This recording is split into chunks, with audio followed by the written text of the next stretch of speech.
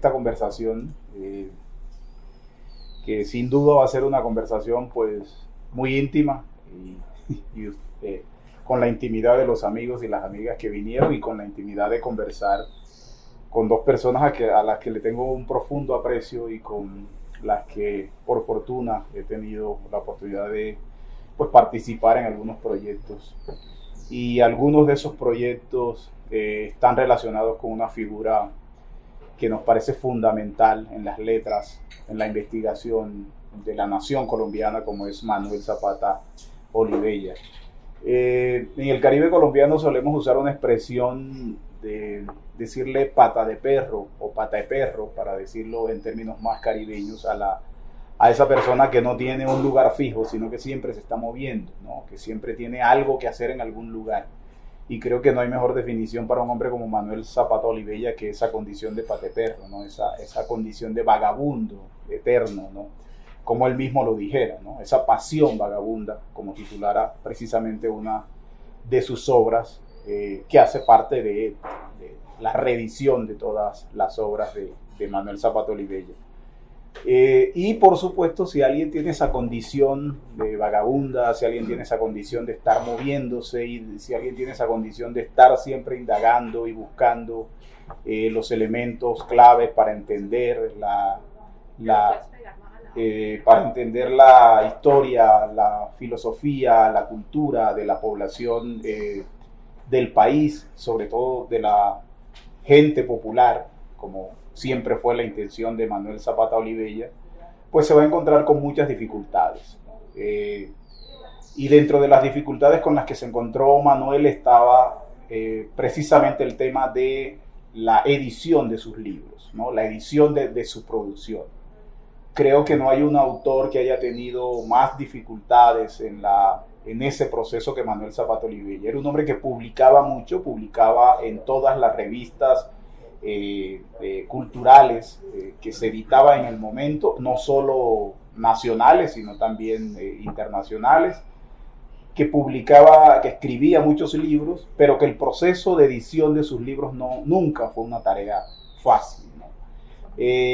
Y yo estoy al lado de dos personas que por fortuna empezaron a cambiar esa situación de Manuel Zapata Olivella. Es decir, y lo digo más allá de no necesito acudir a la retórica para reconocer a las dos personas que tengo al lado, porque ahora en la conversación se van a dar cuenta de la importancia y el papel que han cumplido en el proceso de acabar con esa tradición de mala edición incluso de las obras de Manuel Zapata Olivella, porque no era solamente que no se publicaban o no se editaban mucho sus obras, sino que muchas de las ediciones de las obras de Manuel que se hicieron eran ediciones poco cuidadas, ediciones que tenían dificultades, y por fortuna ya hemos estado solucionando eso. Voy a comenzar con Carmen Millán, que es la directora del Instituto Caro y Cuervo, que es una institución que no necesita presentación por todo lo que ha hecho en términos de la difusión de las letras en el país y de la formación para la discusión de los estudios de los escritores y escritoras del país. Y lo voy a hacer porque quiero comenzar con una revista que se inventó Manuel Zapata Olivella, que se llama Letras Nacionales, una revista que comenzó en 1965 con el número 0, y es bien interesante que haya comenzado con el número 0 porque de alguna forma en un país donde las publicaciones periódicas culturales tienen vidas tan efímeras, el que comenzara con el número 0 es una manera de no compromiso, casi de decir, voy a publicarla con el 0, si solo publicamos este número, pues la revista no existió, no comienza del 0, ¿no? Pero resulta que sí, desde 1965 hasta 1985 la revista estuvo editándose. Y esa revista, y Carmen nos lo va a decir, fue muy, muy importante. Y el Caro y Cuervo ha estado muy ligado a esa revista o a la historia de esa revista porque pues en las bibliotecas del Caro y Cuervo, específicamente en Hierbabuena, se encuentra la colección completa de esa revista, Y enseguida, una vez intervenga Carmen, conecto con Darío por un proyecto en el que está precisamente Darío y el Caro y Cuervo a través de su directora relacionado con esa revista. A mí me gustaría, Carmen, que conversáramos de esa revista, de la importancia y la relación del Caro y Cuervo con esa revista. Bueno, yo debo decir que una de las cosas más lindas que nos pasó en el trabajo de investigación que llevó al libro de invitación a los archivos para trabajar con Manuel Zapata, el libro se llama Entre Cobios, Entre Amigos, fue encontrar en el instituto un folio de matrícula estudiantil de un joven que se inscribió a estudiar gramática generativa, con una foto hermosísima como de cantante, con su corbatín elegantísimo. Y contaba ese joven, que era Manuel Zapata Olivella, que se inscribía a estudiar gramática generativa en el Instituto Caro y Cuervo, que había hecho una tesis en medicina sobre la teoría médica y el marxismo, no sé qué, bueno, una cosa tremenda. Y pues todo su folio de matrícula lo remitía uno a ese amor que él tuvo por el Instituto Caro y Cuervo y por esas amistades entrañables con los profesores que para él transformaron en buena parte su forma de ver la escritura y de trabajar en la escritura. Dirigió algunas tesis allá. En el instituto está, sí, efectivamente, Letras Nacionales, una revista que nació a caballo entre las revistas que la gente que hace trabajos en literatura estudia, que son las revistas Mito y Eco. Nace ahí en la mitad, tiene más números que cualquiera de las dos y sobrevive durante un mayor tiempo. Pero lo más interesante es que tiene un compromiso con un público que es el público de lo que hoy llaman territorios, ¿no? Y que tiene un compromiso con las personas no letradas, con el conocimiento de lo que hoy también eufemísticamente llaman saberes. Una expedición al patrimonio lingüístico de este país fundamental del Instituto Caro y Cuervo es el Atlas Lingüístico Etnográfico de Colombia, ALEC. Y uno mira el mapa del país que cartografió lingüísticamente la ALEC y son los departamentos. Ustedes quizás son muy jóvenes para recordar que Colombia tenía unos departamentos y una cosa que llamaban los territorios nacionales, ¿no? Y pues ya ahora le quitamos el nacionales, pero pues siguen siendo los territorios. Entonces, yo que trabajo en un sitio con ministerios y cosas, dice, es que vamos a territorio, vamos el sábado, vamos a territorio. Entonces yo digo, vea, ya le quitaron el nacionales, entonces ya ahora sí nos acabamos de fregar. Letras Nacionales tiene eso, son letras de todos, de nacionales con los territorios nacionales. Y por esa razón, en esa maravillosa revista, quienes se asomen a mirarlas con voluntad de archivo, van a encontrar la mejor manera de hacer una historia de la literatura colombiana en el siglo XX. Van a encontrar números monográficos sobre la literatura de Bolívar, del Gran Bolívar, ¿no? Sobre la literatura del eje cafetero que llamamos ahora, ¿no? Del Gran Caldas. Sobre el último dossier que aparece allá es sobre la literatura llanera, ¿no? Y van a encontrar los primeros pinitos, como se dice ahora, de escritores como Roberto Burgos Cantor, a quien dedica Ricardo el prólogo de La Calle 10, en la cuidadosísima caja divina que se hizo entre las universidades y con la cabeza de la Universidad del Valle. Van a encontrar un país de los territorios nacionales que nadie cartografiaba, porque lo que no pasaba en Bogotá no pasaba en ninguna parte. Y por eso es que es tan importante la rebelión del grupo de Barranquilla y todo esto que va a pasar, en donde va a irradiar y va a torpedear esa aparente hegemonía del centro y va pues, a establecer que a Verola, aquí en la periferia de los territorios, hay una cantidad de cosas. ¿Y cómo lo logra? Si me lo permite en este momento, porque quiero decirles que están allá esas revistas, que la crítica literaria, la incipiente y los estudiantes, pues no se han fijado en ese artefacto que es esa colección, ¿no? Y que es un propósito que hagamos eso, porque están ahí, están los pinitos de los escritores que luego se volvieron nombres, está pues García Márquez, está ahí con un libreto para cine, es decir, hay muchísimas cosas, pero hay una cosa que solamente ahora, en estos tiempos de estudios culturales, se ha llamado, bueno, ya casi no estudios culturales, pero bueno, hay que guardar de ahí lo que sirve. Una cosa que a mí me parece muy importante, que es agenciamiento. Lo que Manuel Zapata Olivella y su esposa Rosa Bosch hicieron fue un ejercicio enorme de agenciamiento. Por eso entre Cobios están fotografiadas todas las portadas de los 42 números de la revista, pero hay un código QR para que puedan descargar los archivos de Letras Nacionales y va a tener quienes escribieron, quienes no publicaron en ese momento las maravillosas columnas del editor, Esto somos y en esto creemos, la esquina del editor en donde él es feliz peleando con la gente que les escribe, ¿no? Feliz. Me escribió Hernando Telles, entonces escoge la cosa más venenosa que hay cuando Hernando Telles le está diciendo amablemente que qué dicha que llegue el marxismo a la crítica literaria, pero él quería convertir esa carta en una noticia. Le escribe Marta Traba burlándose de la crítica de arte y eso es para él fantástico. Entonces, todas esas columnas son sensacionales. ¿Por qué una literatura nacional? Son programáticas y hay que asomarse a eso. Pero también le hicimos una cosa que el asistente de investigación que trabajó conmigo en esto no entendía muy bien al comienzo.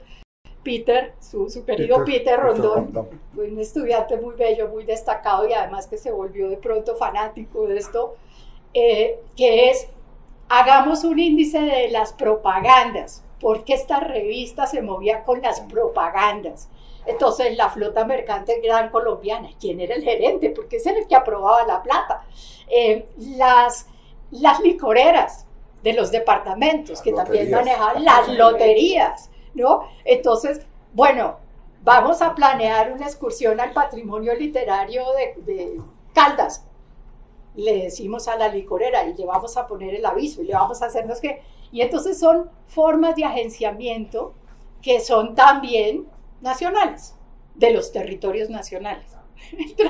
Entonces, por todas partes hay maravillas, el conjunto es una maravilla y la individualidad de cada una de estas cosas es una maravilla. Y a esa maravilla es que estamos invitando a la gente que hace investigación, a la gente que quiere hacer arqueología, muy Foucaultianamente, ¿no? A todo el mundo a asomarse a la gestión de mantener viva una revista, que sí, se suspendió un poquito, tuvo algunos baches, pero todos los suscriptores recibían una carta, nosotros les vamos a cumplir, aquí volvemos, y cuando volvían, volvimos. Entonces es una maravilla toda la gestión editorial. Y me permitirán la cuña, pero la gente de estudios editoriales del Instituto de la Maestría, todos dijeron, ¿cómo así? Esa revista no la conocíamos. Sí, porque estábamos ocupados de nariz en Mito y en Eco, como los estudiantes de filosofía de pregrado que siguen intentando hacer un artículo, un ensayo o una tesina sobre Kant, como si fueran a agregar algo, ¿no? Entonces eso, ahí lo dejo ahí. Sí, muchas gracias, Carmen. Bueno, lo que has dicho además revela una cosa que es clave y es el espíritu de Manuel. Manuel era de los que cobraba el tiro de esquina y salía corriendo a cabecear, ¿no? Él hacía todo. O sea, es impresionante lo incansable que era ese hombre, ¿no? Cuando uno mira la correspondencia de Manuel, uno se da cuenta de que, es decir, uno no puede dejar de sentir un aprecio infinito por un hombre bueno, ¿no? Un hombre con una capacidad para moverse por todo el territorio, para estar en La Guajira, atender un parto en La Guajira mientras está haciendo etnografía de los indígenas guayú y luego recibir allí un telegrama o marconigrama, como nos encantaba decir, que lo están invitando al Congreso de los jóvenes en China, y alegrarse por eso y luego irse a China y escribir China 6am, en fin. Está en todo, ¿no? No hay nada que se le escape a este hombre en medio de las dificultades para construir eso. Y a propósito de letras nacionales y de esa maravilla que aparece aquí en la revista, donde tú puedes poner allí el celular y te sale todo el índice de la revista y tomarle el pulso a qué era lo que se estaba escribiendo, ¿no? Qué se estaba publicando y a quién se le publicaba. Oscar Collazo, por ejemplo, entre otras cosas, porque Letras Nacionales no solo era la revista, es que había una oficina donde estos escritores jóvenes podían ir allá y hasta prestar las máquinas de escribir y hacer sus cuentos y publicar lo que hacían, ¿no? Y todo eso lo garantizaba un hombre como Manuel Zapata Olivella, que tenía clarísimo la necesidad de crear esos espacios. El título del editorial del número 0 es bellísimo, ¿no? Esto somos, esto defendemos, ¿no? Esta es nuestra apuesta, y siempre estuvo en función de eso. Darío, que es un especialista en la obra de Manuel Zapata Olivella, que tiene para mí uno de los estudios más importantes sobre la obra Changó el Gran Putas de Manuel Zapata Olivella, que es el prólogo de la edición que hizo de Changó el Gran Putas la Biblioteca Afrocolombiana, que publicó en el 2010 el Ministerio de Cultura. Ahora está metido, y más tarde vamos a hablar de esa gran maleta, de esa caja maravillosa, ¿no? Esa caja de Pandora que pues saca todas las maravillas que tiene Manuel Zapata Olivella. Pero vamos a hablar ahora de Darío, de tu interés ahora en letras nacionales y cómo estás haciendo posible que el público que solo conocía, como Carmen lo ha dicho muy bien, estas revistas icónicas, ¿no? De la literatura colombiana, ahora puedan acercarse a una revista como Letras Nacionales. Sí, el interés de profundizar en letras nacionales tiene un sentido profundo, porque no solamente es que a Manuel no se lo haya publicado como se merecía, si es que no se lo ha situado como se merece en el sistema literario colombiano, en todo sentido. Sí. Creo que esa es otra de las grandes deudas. Pongo un ejemplo así craso. En la antología del ensayo colombiano que hizo Colcultura en alguna época, no hay un solo ensayo de Manuel Zapata Olivella. Y por favor, Zapata estaba publicando ensayos desde los años 40, como hoy lo hemos venido recuperando. Y lo mismo sucede con la revista Letras Nacionales. En el Banco de la República, en el boletín bibliográfico donde él colaboró tanto, hay varias revistas dedicadas monográficas a las revistas de Colombia. No aparece por ninguna parte Letras Nacionales. Todo se le carga críticas, se le carga a la revista Eco, a la revista Mito y algunas revistas regionales, por supuesto, importantes, pero no está Letras Nacionales. ¿Eso qué significa? Significa que toca pensar seriamente en la revista que nos va a servir de guía para situar, dijéramos, ese campo intelectual en el cual se movió Manuel, internas a nivel nacional para reivindicar ciertas cosas. Él se buscó, como lo decía Borges, sus propios precursores. Sus propios precursores él los encontró en los Estados Unidos, los encontró en África, los encontró con pensadores en el Brasil, los encontró con lo más importante del pensamiento caribeño, como lo acaba de mostrar en un bello ensayo Alfonso Múnera Cavadía. Sin embargo, no aparecía en eso resaltado, dijéramos, en nuestra propia reflexión. Era muy difícil. O sea, ese es el tema que hay que resolver, creo yo, con Letras Nacionales. Siguiendo el buen ejemplo del Caro y Cuervo, que quiero decir aquí, empezamos el tema de rescatar a Manuel precisamente en nuestras primeras conversaciones hace más o menos unos 4 años con Carmen. Hice una charla en el Caro y Cuervo y nos empezamos como a identificar en el tema. Yo lo venía estudiando en mis cursos de maestría, en pregrado y en el doctorado en estudios afro-latinoamericanos de la Universidad del Valle, que es quizás el primero y el único que hay en esa temática en Colombia. Nos ha rendido muchísimo porque ya tenemos posibilidad de dedicar estudiantes a eso. Entonces hay varios estudiantes que van a trabajar aspectos relacionados con la obra de Manuel y con lo que está del pensamiento de Manuel en letras nacionales. E incluso todo el diálogo intelectual que Manuel teje a partir de la revista, como bien lo ha señalado Carmen, me parece que incluye al país, construye una visión de la nación colombiana muy distinta a la que estaba pues hegemónica en ese momento, y que ha cambiado muchísimo pese a todo en las últimas décadas del país. Creo que en buena parte eso se le debe a labores como la de Manuel y de muchos de su generación, de escritores, de intelectuales, que lo acompañaron en muchos campos, porque esa es la otra característica que uno encuentra en la revista. En la revista hay preocupaciones por la plástica, hay preocupaciones por la cultura nacional, están publicadas el Congreso Nacional de Cultura, las conclusiones en todas las áreas. En la revista hay preocupaciones por el teatro, hay preocupaciones por la cuentística, por la novelística, incluso hay reflexión teórica alrededor de ello.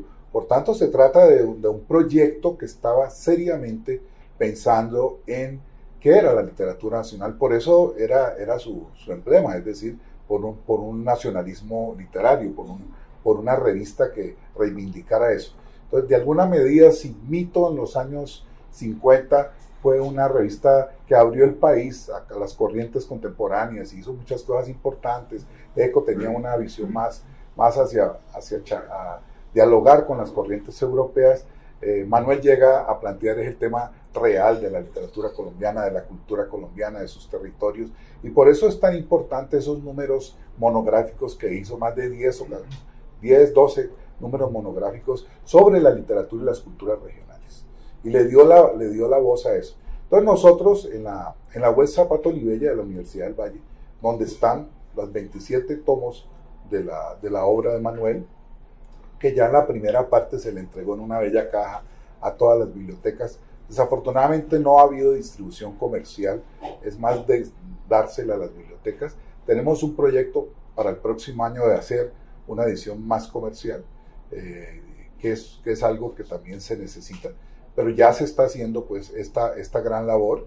Y con letras nacionales queremos hacer un seminario internacional, hay muchos especialistas por fuera y adentro del país, eso lo vamos a hacer con el Caro y Cuervo. Tenemos una reunión para definir eso, porque creo que esa también es como el primer paso para pensar a fondo cómo se configuró, sobre todo en la segunda mitad del siglo XX, la literatura moderna colombiana. Creo que el que toca y da los inicios es Manuel Zapato Olivella en letras nacionales. Y por supuesto, habría que dialogar con las estéticas, con las poéticas, con las discusiones que había en ese momento en el país. Por tanto, será un esfuerzo académico, interdisciplinario, porque no es solamente la literatura, está también la estética, hay discusiones filosóficas muy importantes en letras nacionales. Por tanto, es una excelente manera de hacerlo. Y nosotros también la tenemos, ya la pueden consultar en la web Zapato Olivella del Centro Virtual ISAAC, que está conectado con el Ministerio y con muchas universidades. Se puede ya consultar letras nacionales, el PDF, y desglosado artículo por artículo, para que los investigadores pues tengan la posibilidad de focalizar aquellos asuntos que sean de su interés. Y la otra noticia que aprovecho para darles y agradecerle, la que nos dio el capital semilla para empezar, o el Caro y Cuervo, fue Carmen, cosa que le agradeceré siempre. Los impuestos de todos los impuestos de los colombianos, pero la directora decidió colocar unos recursos y además nos dio la asesoría editorial, que es lo que garantizó pues una edición tan bella como la que les entregamos en la primera caja. La segunda caja tendrá también 12 volúmenes, la tendremos pronta en octubre. La hemos demorado porque, por ejemplo, los ensayos que recopiló Alfonso Múnera en un volumen de casi 600 páginas ya van en 1600, entonces van a ser 3 volúmenes. Y hay 2 o 3 cosas que todavía nos faltan ultimar, que les faltan detalles, pero estamos con la meta de que se publiquen en octubre para ser presentadas en la Feria del Libro de Cali, y le entregaremos a todo el país una segunda caja con 12 volúmenes más, para así completar 25 de esto, más la edición pues que está tanto en el Caro y Cuervo como en el Nahuel Zapata de Letras Nacionales. Sí, hay una relación muy fuerte, además del Caro y Cuervo y de Carmen personalmente con Zapata Olivella, y también con una persona que fue muy importante en la vida de Manuel Zapata Olivella, como es el profesor Loren Prescott, ¿no? Creo que no hubo una persona más entusiasta para la difusión de lo que hacía Manuel Zapata Olivella como el profesor Loren Prescott. Bueno, y además a Prescott le debemos el conocimiento internacional que se tiene de una obra como la de Jorge Artel, por ejemplo. Hay que agradecerle a Prescott todo lo que hizo por estos escritores, y toda la vitrina internacional que abrió con sus estudios. En el libro Entre Cobios hay un texto, ¿no? muy bonito. El hermano Loro, ¿no? Loro, porque le decía Loro a Lorenz Prescott, y eso habla del grado de amistad que tenían. Pero hay otra edición, una edición que apareció allí, que es un cuento fantástico de Manuel Zapata Olivella, que se llama Un acordeón tras las rejas. A mí ese cuento me gusta mucho, entre otras cosas, porque el personaje que está allí, uno lo relaciona con un acordeonero que existió, a quien le llamaron el rey del son, el inventor incluso del son vallenato, ¿no? Pacho Rada, el tigre de la montaña, ¿no? Un acordeonero maravilloso del Magdalena Grande, que vivió muchos años y que por fortuna algunos tuvimos la oportunidad de conocerlo.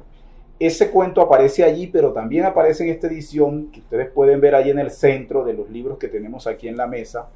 Una edición maravillosa, y maravillosa además porque está relacionada no solamente con las letras de Manuel, no solamente con el cuento de Manuel, sino el trabajo que me da un pudor llamarlo ilustración, porque no es una ilustración. El material visual que hay allí es parte integral de todo eso. Y lo hizo una persona, que Carmen va a estar hablándoles ya en detalle de eso, que además está muy relacionada con los estudios afrocolombianos y la importancia de resaltar estas figuras, ¿no? Como ustedes pueden ver, es un acordeón que se abre, ¿no? Dan ganas pues yo no sé tocar acordeón, pero dan ganas como de por lo menos leerlo y sacarle música, esa presentación maravillosa. A mí me gustaría que tú nos hablaras de esa parte, de cómo llegaste a esto después de haber publicado el cuento acá Entre Cobios, cómo terminas en esta cosa maravillosa que además ha dado para otro tipo de proyectos.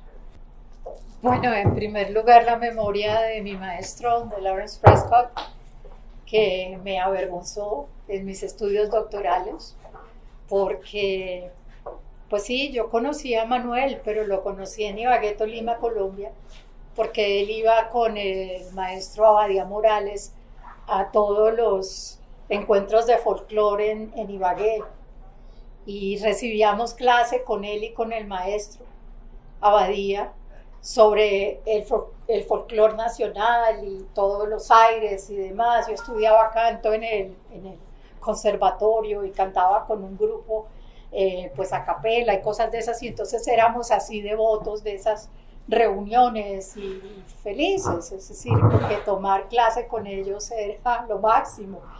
Y pues Manuel siempre estaba haciendo un poco la curaduría amorosa de esos festivales, y recuerdo que alguna vez, pues esto es una confesión un poco, parece egocéntrica, pero en realidad yo siempre he tenido la virtud de organizar hasta las cucarachas, como decía mi papá. Entonces a mí me figuraron los festivales para los niños y las mujeres que nos inventamos allá, y entonces Manuel siempre estaba como al lado diciendo, mira, Merceditas Montaño, mira, ¿no? Y entonces pues faltaría más. Y era tan amoroso que uno jovencito pues quería que Merceditas Montaño se quedara en el Hotel Ambalá y toda esa cosa, y Manuel me decía, no, Carmelita, en el Ambalá no, porque no los van a tratar bien, no los van a atender, a ellos les gusta en el Bolivariano. Y yo no le quise creer, yo pensé que era no, y fueron y tan al Ambalá, y a los 2 días me estaban diciendo, mejor en el Bolivariano, porque la gente del servicio le decía, yo negra, a usted no le voy a servir ahí, ¿no? Entonces uno, carambas, o sea, mejor para bolas, ¿no es cierto? Porque pues un hombre que se ha recorrido este país, o se recorría y nos contaba cuando estaba con el doctor George Ellis por todas partes, y con Delia y todo eso, recogiendo cuanta cosa, ¿no? En archivos que también se pueden consultar en la Universidad de Vanderbilt, en la Biblioteca Nacional hay parte del archivo de George Ellis también, sí, y se puede oír. El archivo sonoro. El archivo sonoro, Las voces de los abuelos se llama el archivo sonoro. Entonces, pues, caramba, fue una persona, un maestro para uno, también para investigación, para saber cómo son las cosas, ¿no? Cómo eran las cosas y cómo no deberían ser también. Entonces, la vergüenza viene de que en la lista que uno debe saber y tener y leer para los estudios doctorales, en ese rito de pasaje que son los exámenes comprehensivos, en la universidad donde yo estudié, que es la Universidad Estatal de Pensilvania, estaba en la lista de lecturas de las que había que dar cuenta, Chango el Gran Putas. A mí Manuel me había regalado Chango el Gran Putas, pero debo confesar que yo lo leí y no entendí ni pío. Un montón de cosas, ¿no? ¿Cómo termina esto? ¿Cómo va para acá? Porque uno no tenía la arquitectura que se necesita para trabajar esa semejante obra. Una obra que para su traducción en inglés, quien se metió en esa cosita, Jonathan. Sí, él, sí, se gastó 10 años con el intermedio de un cáncer linfático, ¿no? Y volvió. Y luego el título, cómo encontrar el título en inglés de esta cosa, y bueno, finalmente se decantaron por The Bad Ass. Sí, The Bad Ass. No, de putas pasó a culo la vaina, pero bueno. Una complejidad enorme. Y resulta pues que uno veía la lista de los comprensivos y lo que hacía era, pues, ¿con qué profesor me meto para poder estar lista para estudiar esto? ¿No? Y entonces el profesor era Lawrence Prescott, Afro-Hispanic Studies. Afro-Hispanic Studies 1, 2, 3, 4, 5, los 10 semestres, Afro-Hispanic Studies. Entonces descubre uno que Manuel Zapata Olivella y los Afro-Hispanic Studies se posicionaron en los Estados Unidos muchísimo antes que por acá le empezáramos a llamar afrocolombianos a los afrocolombianos, ¿no? Y empezar a ver una subjetividad política con la Constitución del 91, que estamos conmemorando en estos días como si tal cosa. Hubo un campo de conocimiento, los Afro-Hispanic Studies, que a mi maestro, a Lawrence Prescott, de quien soy traductora y me siento muy honrada, pues tuvo clase en la Universidad de Arkansas, en Arkansas, con Mervyn Lewis. Y fue Mervyn Lewis quien llevó primero no solo a Manuel Zapata Olivella, sino a una cantidad de escritores que luego fue uno conociendo. Pues a esos estudiantes les habló el escritor Manuel Zapata Olivella, y Lawrence Prescott se convirtió en su amigo personal, su amigo Loro. Don Lorenzo, le decían aquí en las comunidades. Y su amigo Loro se vino para Colombia con una beca Fulbright porque Manuel le dijo, vente para acá, yo tengo casa en Bogotá, consíguete la beca Fulbright. Y entonces se consiguió una beca Fulbright, vivió en el Caro y Cuervo donde había un apartamento y le dijo, y tú te tienes que comenzar por Candelario Beso. Pero así, o sea, es así. Y efectivamente Prescott salió para esa beca Fulbright con la propuesta de estudiar a Candelario Beso y como respuesta a la beca y como producto de la beca tiene ese libro que sigue siendo un libro fundacional de los estudios sobre Candelario Beso y que el instituto en este año, año de la libertad que pusieron en el ministerio, puso en la página con derechos libres para bajarlo donde ustedes quieran, ¿no? Entonces, Candelario Beso. Y entonces Manuel le dijo, mira, y ahora que terminaste con Candelario Beso, ¿por qué no sigues con Jorge Artel? Le marcó la vida, o sea, le marcó el derrotero, impresionante, al punto de que cuando él termina la beca y deja los muebles y deja todo lo que tenía, los dejó guardados en la casa de Manuel y allá siguen, yo creo. Fue una amistad entrañable. Después Prescott se dedicó a desentrañar la interrelación entre la obra de Manuel y, bueno, los grandes de la literatura, bueno, una cantidad de cosas que están ahí, no me voy a detener en esto. Y pues nosotros armamos entrecobios con varias personas, con Peter y con el archivo de Nina de Friedemann, porque allá en el archivo de Nina estaban todas las cosas importantes que nos faltaban para documentar el Congreso de la Cultura Negra de las Américas. Del 77. Del 77, que se hizo en Cali. Una cosa magnífica, pero pues lo que decía Darío, mire usted en los periódicos si hubo un despliegue o algo, no, por ahí una notica por ahí. Entonces, claro, la búsqueda en archivo de esa cosa tan importante pues fue fundamental, y el archivo de Nina que está en la biblioteca, Luis Ángel Arango, fue central. Para eso estaban los archivos, las tarjetas, la presencia de los delegados de todas partes, etc. Y en la conmemoración de la vida de Nina llegó la persona que hizo la propuesta visual para un acordeón tras la reja, su hija Nancy Friedemann Sánchez, que conoció a Manuel en su casa y que para hacer esto se volvió a leer a Frantz Fanon y todo eso. Hay un video muy lindo que se llama Silografías para contar a Manuel, que pueden consultar en YouTube, y les va a contar por qué escogió la silografía, por qué la violencia sobre la madera, que es la silografía, era lo que le servía para comunicar esta obra, este cuento, que yo creo que es inaugural de una cosa muy dolorosa que tenemos hoy en la literatura colombiana, que es la escritura de Río. La última novela publicada por Ricardo Silva es una novela de Río. Hay trabajos sobre literatura de Río, todos los ríos que son, ¿no?, los cementerios donde se supone que no se va a saber, los innombrados que quedan allá debajo, todo eso. Este es un cuento de Río, es un cuento de Río.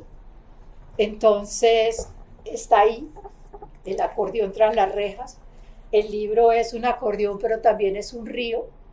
El libro se va y se viene y tiene la ilusión de llegar a todas las bibliotecas públicas de Colombia, para que quienes lo tengan en sus manos lo desplieguen, le den la vuelta y tengan en las manos un artefacto que se cuenta y cuenta, ¿no?, que es bello, pero es doloroso, que es bello, pero que invita a darle la vuelta, a ver si le damos la vuelta a esta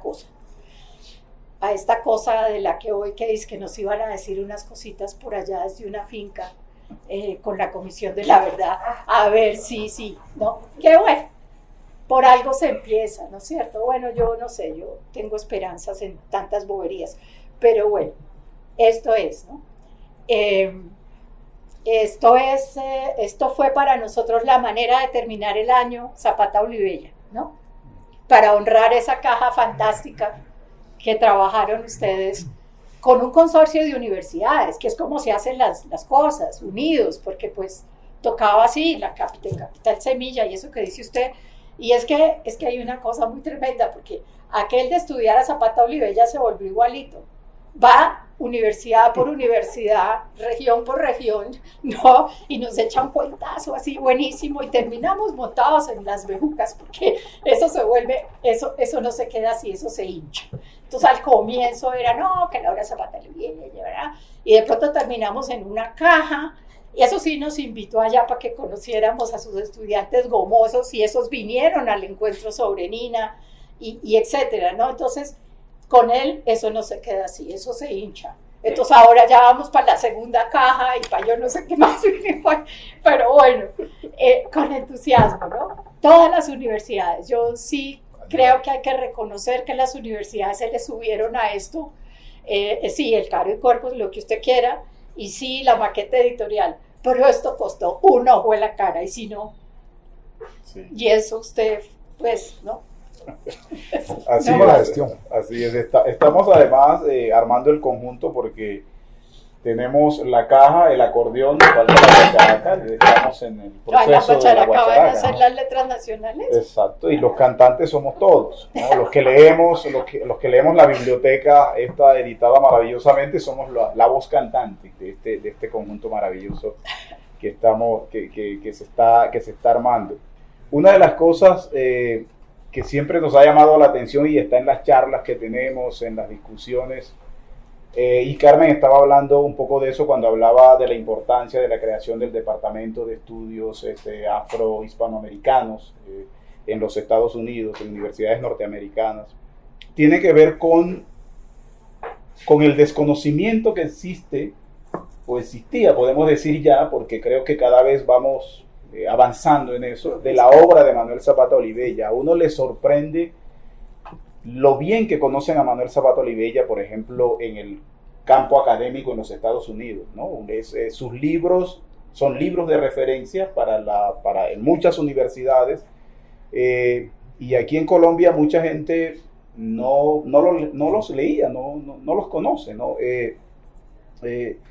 Es como el reconocimiento, son libros de culto, y Jonathan Tisler, del que estábamos hablando hace poco, que es el traductor, que se demoró esa cantidad de años. Además, las cartas, si ustedes tienen oportunidad de leer las cartas entre Manuel Zapata Olivella y Jonathan, son unas cartas maravillosas, porque ambos, además, sufriendo de problemas de salud parecidos, y diciéndole, listo, ya me recuperé, vamos otra vez a darle esta cosa. Y el Manuel con las ansias de ver publicada esa obra en inglés, porque pues era una coyuntura muy importante para que esa obra se leyera en inglés. El rechazo de algunas editoriales porque consideraban que era una obra demasiado extensa, y que además el lenguaje, ¿no?, en que está escrito, en la cosmogonía yoruba, que no la entiende cualquiera, ¿no? Darío, en ese ensayo maravilloso del que yo les hablaba, dice una cosa muy cierta, y es que mientras 100 años de soledad está escrito en clave de la mitología católica, Chango el Gran Putas está escrito en clave de la mitología yoruba, pero nosotros no conocemos de la mitología yoruba, y por eso nos cuesta tanto entender una obra tan fundamental como Chango el Gran Putas. Y yo querría escuchar a Darío hablarnos un poco de eso, de esa importancia que tiene la obra de Manuel Zapata Olivella en el exterior, y cómo esto que ustedes comenzaron a hacer ya está dando los resultados en el exterior, porque se está traduciendo. Me decías hace poco que esa caja de la que habla Carmen ya se está traduciendo a 5 idiomas, ¿no? Lo que habla del reconocimiento que tiene por fuera la obra de Manuel. Sí, yo creo que hay que decir que si alguna cosa positiva tuvo la pandemia, fue que nos obligó a utilizar más intensivamente los medios digitales, las plataformas, y por eso concentramos mucho esfuerzo en colocar la obra de Manuel en las plataformas. Por eso el documental que hicimos, Zapata de Gran Puta, se ganó 3 Indias Catalinas, fue investigación nuestra, y la adaptación de la ópera Maafa de Chango el Gran Putas. Todo esto tuvo una amplia divulgación nacional e internacional por las redes. Entonces, hoy, por ejemplo, China 6 AM, que está acabándose la traducción al mandarín. Los cuentos de quién le dio el fusil a Oswald, donde está un acordeón tras las rejas, acaban de ser traducidos el año pasado al ruso. Se está terminando la traducción de Chango el Gran Putas al portugués, y algunos libros están empezando a ser de interés en otros ámbitos, en francés, en inglés. En África, por ejemplo, hay mucho interés por la obra de Manuel. Lo que nos permitió la web fue que el libro fue descargado en todo el mundo, y esto nos ayudó muchísimo. Y empezamos a esta labor de traducciones. Por ejemplo, el documental lo tradujimos a 5 idiomas. Y eso ha recorrido el mundo. Y yo a esto le llamo, como le pusimos al Simposio Internacional de Manuel, Tras las huellas de Manuel Zapata Olivella. No hemos hecho otra cosa, Carmen, tú lo sabes mejor que yo, que seguir las huellas de Manuel, tanto en el mundo como en el país. A donde uno va en Colombia, yo que me muevo más sobre todo en el Pacífico y algo en el Caribe por mis amigos que tenemos en Cartagena, que tenemos en Montería, la gente de Valledupar, del Cesar, todos nos dan elementos, nos dan escritos, fotos de Manuel. En México es impresionante lo que ha resultado. Prácticamente hemos completado un volumen más de estos ensayos de Manuel. Entonces lo que nosotros hemos hecho es ir tras las huellas de Manuel. Y en el mundo académico, ya en Colombia empiezan a ver, en mi doctorado ya hay como 5 tesis doctorales, hay tesis de maestría muy lindas, muy bien hechas, ya con investigaciones específicas. Por ejemplo, he visto la noche, tiene una tesis de maestría preciosa de alguien que siguió al detalle las rutas de Manuel en los Estados Unidos, especialmente su paso de casi 6 meses por Harlem, a donde estuvimos haciendo el documental.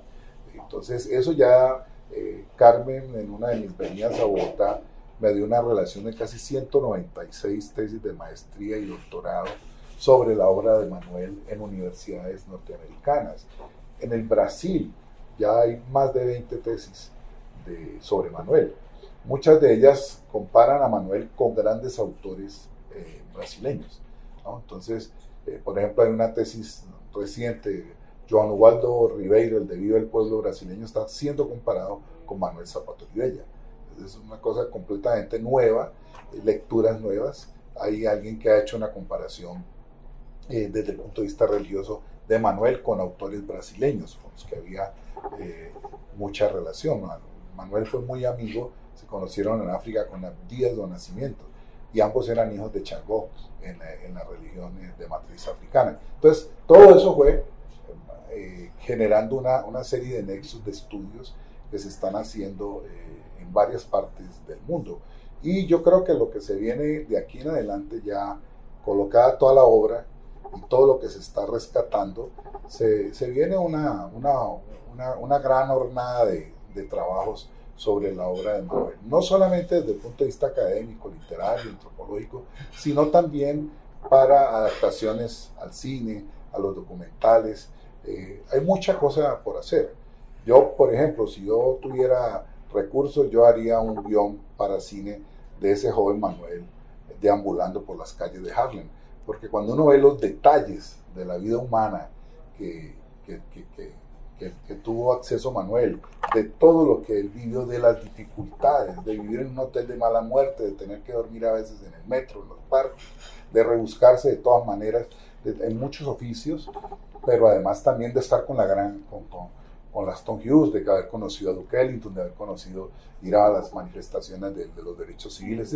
Era un joven que estaba bebiendo del mundo, y yo creo que es ahí donde Manuel definitivamente le da una visión a lo que él quería hacer, y por eso va a culminar en esa gran epopeya a la diáspora afroamericana de las Américas, que es Chango el Gran Putas. O sea, estamos ante un escritor que va a ir creciendo muchísimo, porque es un escritor que tiene una profunda relación con una historia que aún tiene mucho por contar, que aún tiene mucho por expresar, no solamente en Colombia, sino en el mundo.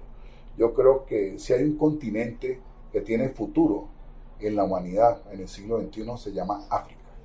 Y a África nosotros le debemos mucho, es nuestra gran tercera raíz, junto con la indígena y la hispánica.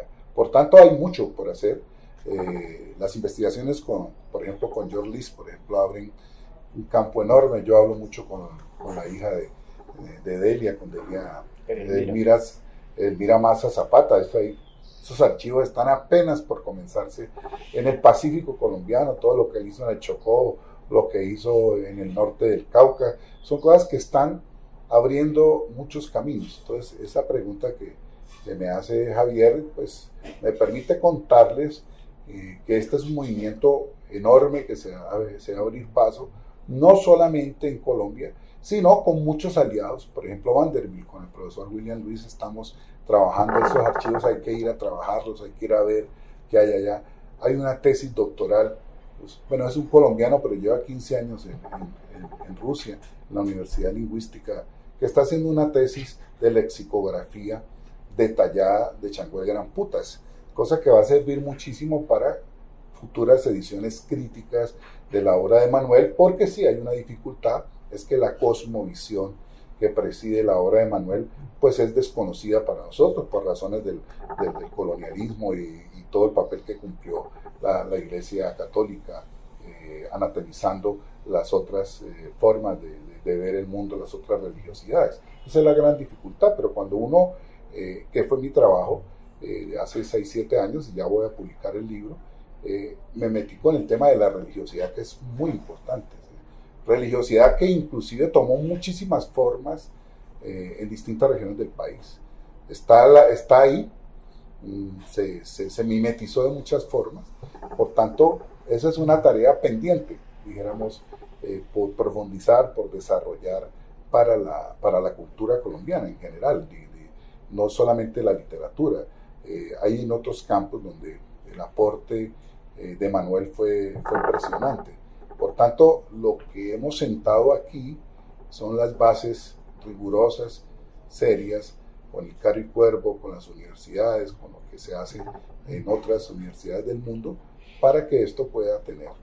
Y yo estoy muy contento porque la primera cosa clave de esta celebración del 20 y el 21 con la obra es que hay académicos y hay interesados en universidades africanas, hispanistas en China, la gente en Rusia, gente en Portugal, en España, en Italia, en América Latina, desde Chile para acá, en Argentina, en Brasil ni se diga, en el Caribe es impresionante lo que existe, en México, en Centroamérica y en los Estados Unidos, que fueron los pioneros. Creo que nosotros le debemos a los afroamericanos haber sido los que destacaron y empezaron a darle la importancia que se merecía la obra de Manuel y de toda la tradición que había detrás de él, empezando por Candelario Beso, como nos ha contado aquí Carmen. Yo creo que esa es la labor que se ha logrado, producto de este trabajo conjunto entre instituciones nacionales como el Caro y Cuervo,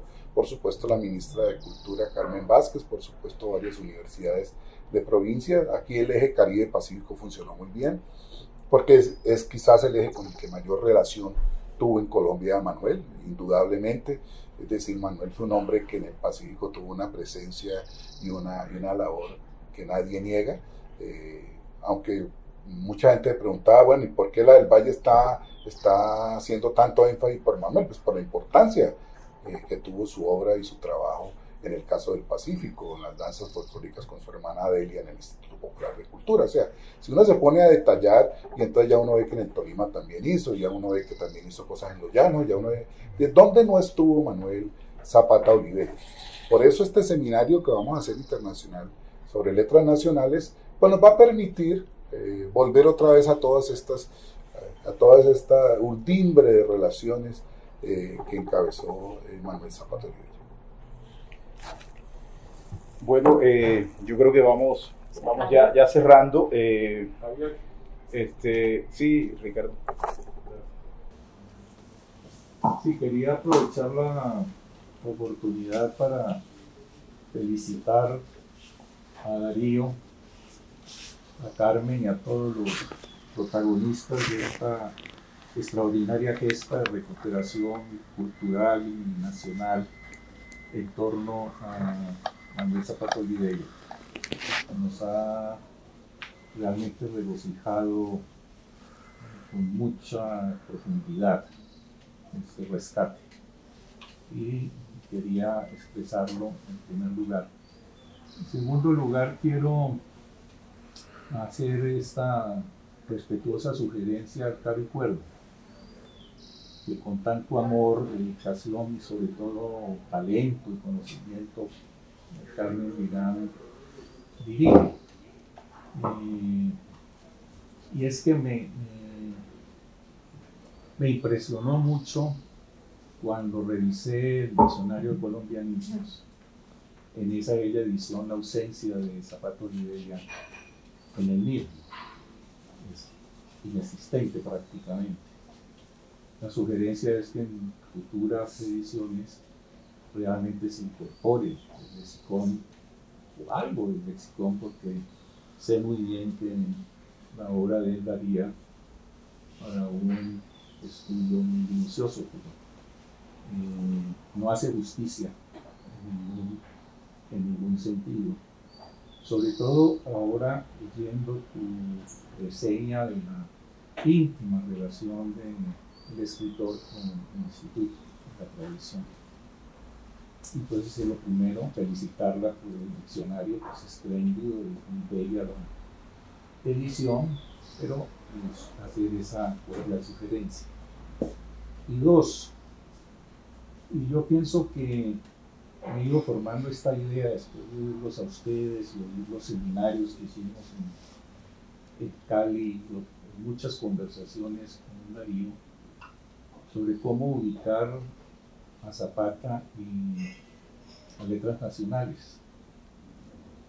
Y me ha ido llamando mucho la atención que quiero problematizarlo, Javier.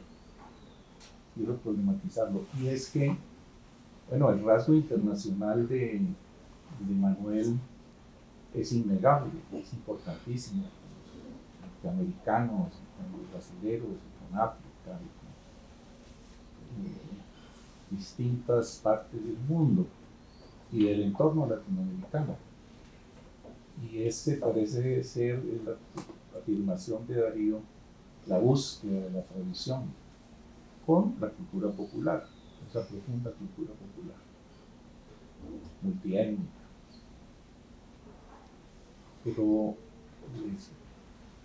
veo con mucha preocupación que además parecería que estuviéramos aceptando el aislamiento que tienen en la cultura oficial, el tradicionalismo, el impacto de la gesta cultural y de la creación literaria de Zapata, la convirtamos nosotros en un fenómeno único, originalísimo, adánico en la cultura colombiana.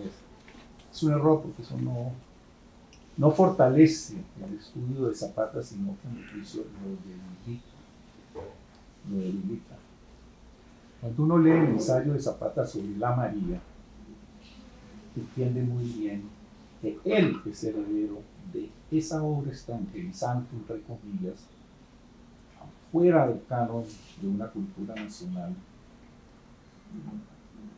con el espejismo, el romanticismo europeo, y proclama que es la obra por excelencia y da las claves de por qué ahí está anclada una larga tradición. Y ustedes lo han señalado con mucha fuerza, el papel de Candelario Beso y de toda esta literatura que es profundamente nacional, es profundamente colombiano. Y hay que ubicar en esa tradición a Zapata. Hay que ver cómo lo anclamos en esa gran tradición.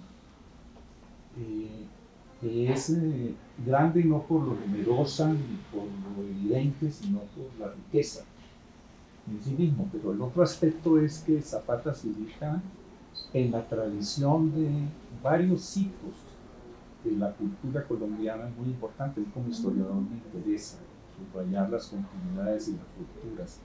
Creo que ese Zapata de ruptura aquí no fue reconocido, aquí no existe en el canon nacional, lo cual es cierto en muchos aspectos, cierra la puerta a esa tradición. Pues aparte hay que ubicarlo, de esta cultural de etnografía, de recuperación de regiones culturales, de incorporación al corpus nacional, habría que ubicarlo en la larga tradición de intentos. Viene la comisión coreográfica es clave en la interpretación de esto, para no hablar de la botánica. La Biblioteca Aldeana en el siglo XX uno revisa lo que hizo la Comisión Aldeana, es clarísimo que está en esa tradición, no es arbitrario. Para nombrar solo dos hitos, y ese es el desafío que tenemos. Se está ahí de volver a revisar la Comisión Aldeana, porque yo he oído, el único que estudió la cosa regional, el único. No, oye, eso no le quita grandeza ni importancia. Está en otros momentos. Me recuerda frente a esto el ensayo de Jacques Villard, que ustedes conocen muy bien, de desmistificar a Nico. ¿Sí? Desmistificar a Nico es recuperar crítica. Ustedes saben bien eso. Y Letras Nacionales no es una revista extraña a una tradición. No es la primera vez que se estudia la literatura regional en Colombia. Eso no le quita grandeza ni importancia, al revés. Invita a establecer esos canales y esas relaciones. Creo que hacer voy a decir una cosa dura, políticamente incorrecta, incluso inamistosa, con gente que aprecio tanto, ¿sí? Y es que hay ahí en esa propuesta un cierto aire de mistificación del personaje y de su obra, lo cual lo debilita, lo cual no permite que su torrente de riqueza sea apreciada en todas sus dimensiones. Bueno, era el comentario que quería hacer aprovechando este acto tan importantísimo que nos tiene a todos con tanta felicidad, el rescate cultural que ustedes han hecho. Bueno, Ricardo, gracias. Bueno, tus apreciaciones dan para 4 o 5 tesis doctorales y estudios postdoctorales. Sí, solamente quizás decir que creo que sí hay una conciencia de la importancia que tiene Zapata Olivella en la construcción de las identidades de la nación. Es decir, uno no podría, casi que habría que decir que Zapata Olivella es el hacedor de los grandes referentes de la identidad nacional. Zapata Olivella es el gran hacedor de eso. En los estudios sobre el porro, en los estudios sobre la cumbia, junto con su hermana Delia, en fin. Todos los referentes culturales de la construcción de la identidad nacional tienen a Manuel Zapata como un elemento central.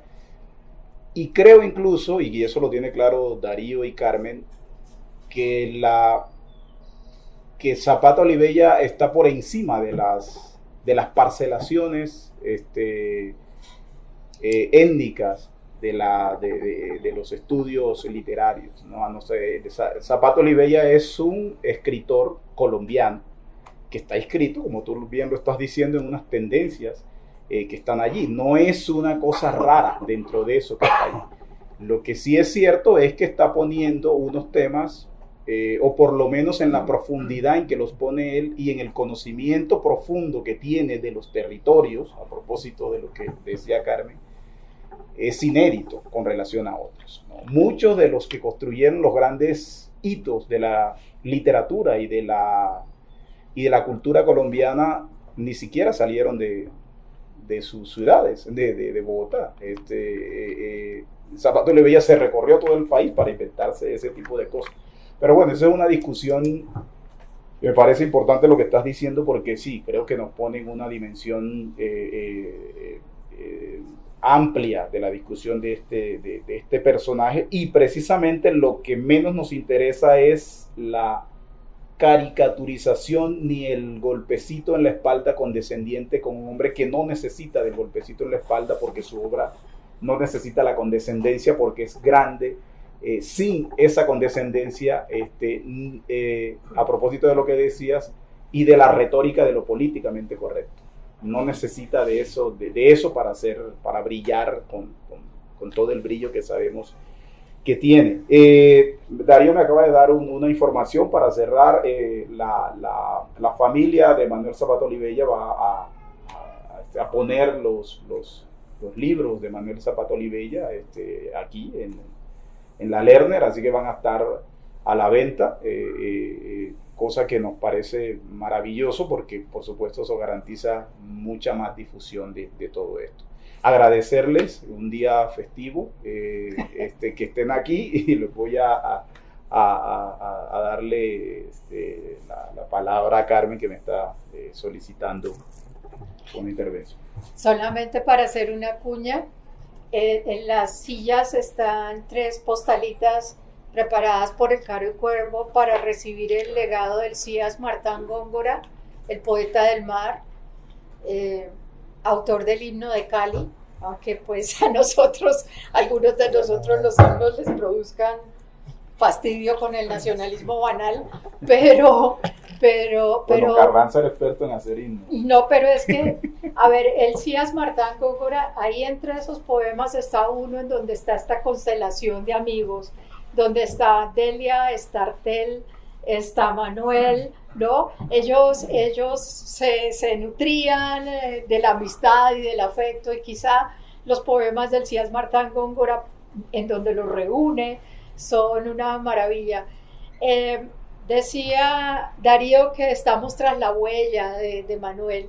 Investigar, para regresar a nuestra conversación preliminar a esta charla sobre el latín, viene de 2 palabras en latín, investigium, que es seguir la huella, ¿no?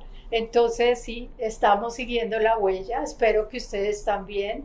Recojan las tarjeticas, me da dolor verlas ahí en esos asientos, regálenlas, hagan volar la idea de que hay un archivo que está buscando investigadores e investigadoras, ¿no?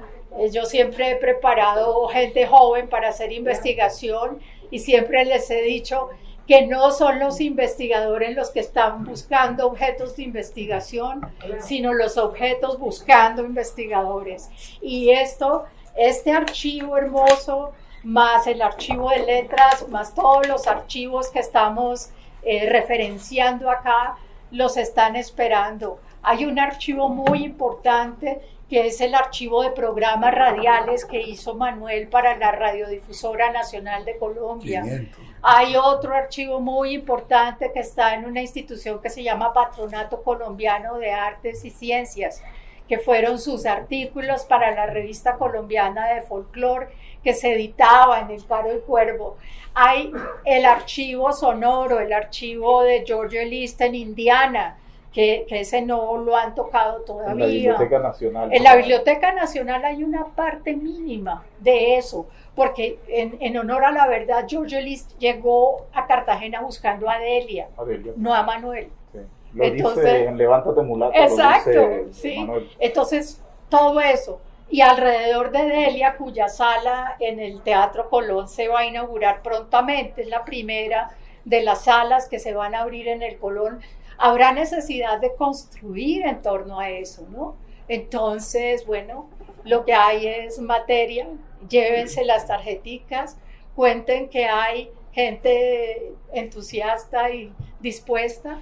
Sí, había en ese momento 190 y cuántas tesis doctorales en varios países, ahora quién sabe cuántas más haya, y eso lo llevamos en la contabilidad de gestor y propuesta y todas esas cosas que enseñamos a manejar para hacer investigación con peso. Muchas gracias. Bueno, muchas gracias.